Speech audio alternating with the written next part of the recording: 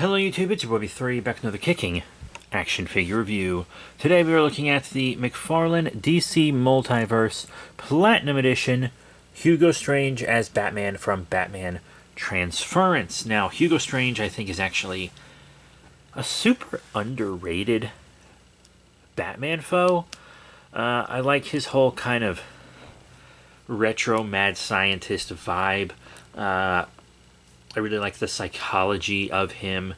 He's one of Batman's more intelligent foes, and he knows Batman's secret identity, but like, what rogues don't these days, am I right? A lot to do. But yeah, he's really cool. When they announced this, I knew I'd have to get it. It's actually a pretty new release at the time of recording. Pretty cool guy. It's kind of that, I think, kind of Nightfall-y Batman body with kind of a different bat symbol on it. Hugo Strange head. It comes with some cool accessories and stuff. His Platinum Edition sticker is upside down, but I can live with it. So let's get him out of package. And here he is out of package, Hugo Strange as Batman. I haven't watched any other reviews of him or anything, so I didn't know the cape would be wired. That's pretty cool. Since we're mentioning that, let's go straight into articulation. It's maybe what you would expect. He articulates at the base of the neck, but not up top here. So, you know, his head moves with the neck. Pretty cool. You know, he's got a good kind of torso joint, and it's also connected to a nice waist. Got in and out on the arms, you know, a lot of movement all around, forward and back. Double elbow bend, real smooth one too. Got a wrist swivel with forward and back on said wrists. Very nice. In and out on the leg, forward and back, thanks to the rubber bussy covering. It's not a hard plastic bussy, so he can actually kick back, unlike Hasbro figures. You have, a double knee bend right there. And it kind of looks like there's a boot swivel, but there is not. However, there is up and down on the feeties, rotation, ankle pivot and stuff, and his little toe beans move. Pegals on the bottom of the feet, and of course the pretty versatile bendy wire in the cape. Whoa! So you can do a lot with this cape. I actually quite like it. I have a lot of bendy wire capes that I don't think work well, including an SH Figure Arts Batman that I have, the Dark Knight one. I don't think his bendy wire cape is the best. This guy's is way better. I quite like it, actually. I think it really works as a bendy wire cape. Detail and paint-wise, he's pretty great. I like the shiny cape. Great head sculpt, like a perfect Hugo Strange head sculpt. My only real issue is you can see the bat symbol has like this weird molding damage on the bottom. It's hard to see on camera, but right there, it's got like this big old chip in it, because it's an inserted bat signal. Very odd. There are a lot of accessories to him as well. You see, he's got these kind of crazy psychopath strangler hands, which is cool, but he also has a fist hand, but only for this side, and then a holding hand, but only for this side. And these hands are very different than his regular hands. You can see these hands don't have a back, but these hands do have a back. It's very clear that these hands are from a completely different Batman. Or from a completely different character, at least, because they don't match these hands. It's very odd. Whatever. And I guess this hand is supposed to hold his Bruce Wayne mask, or, you know, Dan Aykroyd mask. And I guess he would hold it by the hair tuft, but they're kind of having trouble doing that. So he has a holding hand for the mask, but it doesn't seem to hold it, which is odd. It's just there's no real comfortable way for it to hold it, so that's very odd. I wasn't gonna have him holding that Bruce Wayne mask anyway, but that is odd, right?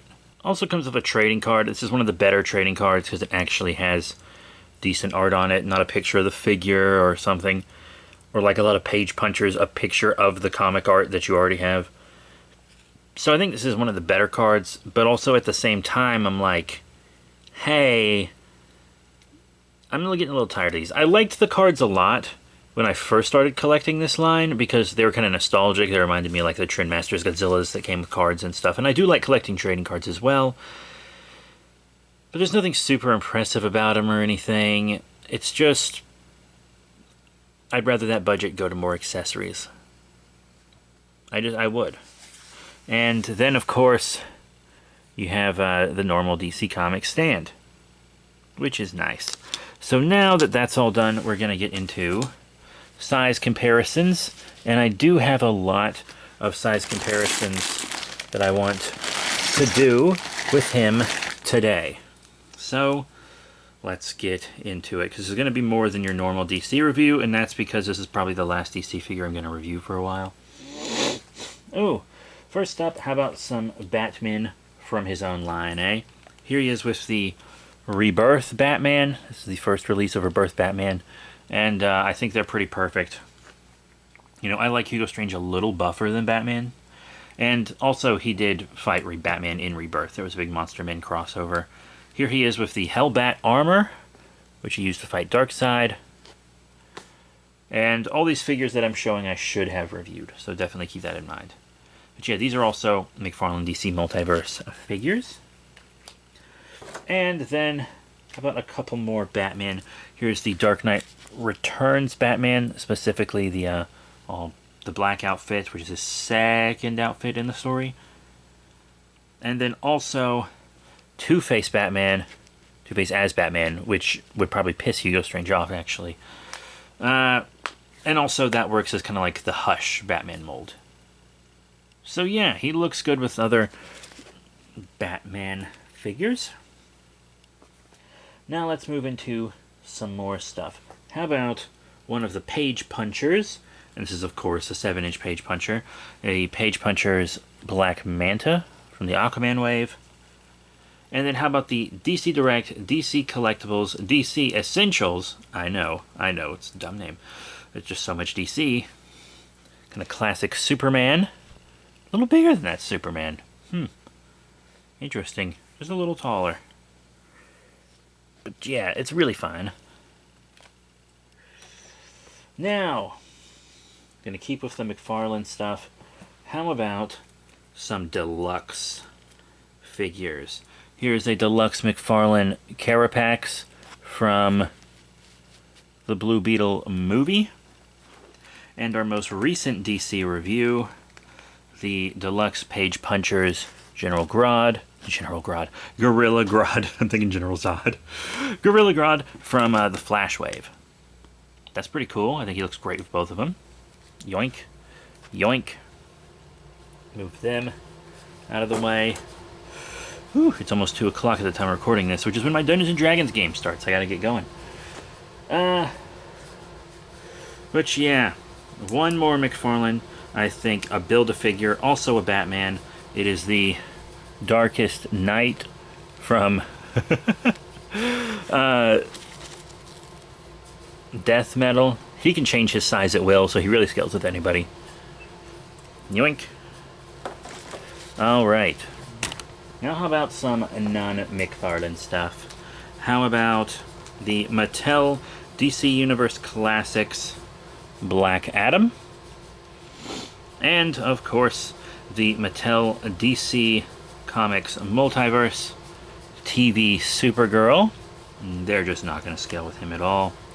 But there is another Mattel line that is one full of Bat characters, like the Mattel DC Movie Masters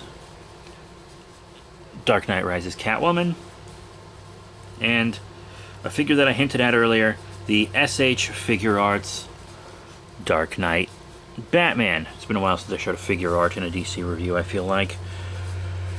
So yeah, he's going to scale great with your McFarlane 7-inch stuff, and he could probably work with a lot of 7-inch DC stuff, but figure arts and Mattel, that's just not going to be happening. Sorry. So all in all, what are my final thoughts on the McFarlane Toys DC Multiverse Hugo Strange as Batman Platinum Edition figure from Batman Transference? He's pretty cool. I'm glad I could get him for retail price. All of these guys are going to be more expensive than retail price on the secondary market. I like his bat symbol, even if it does have a little bit of a quality control issue on it. I like his kind of insane psychopath hands, But it is weird that these don't match. I do wish he could actually hold the Bruce Wayne mask, but he can't, so what's the point in having it? The cloth cape works very well. It's an amazing Hugo Strange head sculpt. All in all, I do think this is a pretty good figure. I would love just a straight Hugo Strange in like his old-timey mad scientist lab coat down the line. A lot of people said they wished he came with an interchangeable Batman head, but for me, I wouldn't want that unless it was a very Hugo Strange looking Batman. Like maybe it had his goggles over the mask or something, and maybe like it was a full face mask that covers his beard entirely. I really like full face masked Batman, like the next Batman and Asbat. I like Batman with their face fully covered, like Speeding Bullets Batman. I think it works for Batman, I really do. Cassandra Cain Batgirl is a great example. Orphan, you know, she looks great. But yeah, that is it for Hugo Strange's Batman. Thank you all very much for your support. Remember to rate, comment, and subscribe. Check out all the cool links in the description below, Facebook, Twitter, etc. And I'll see you all next time. Bye for now.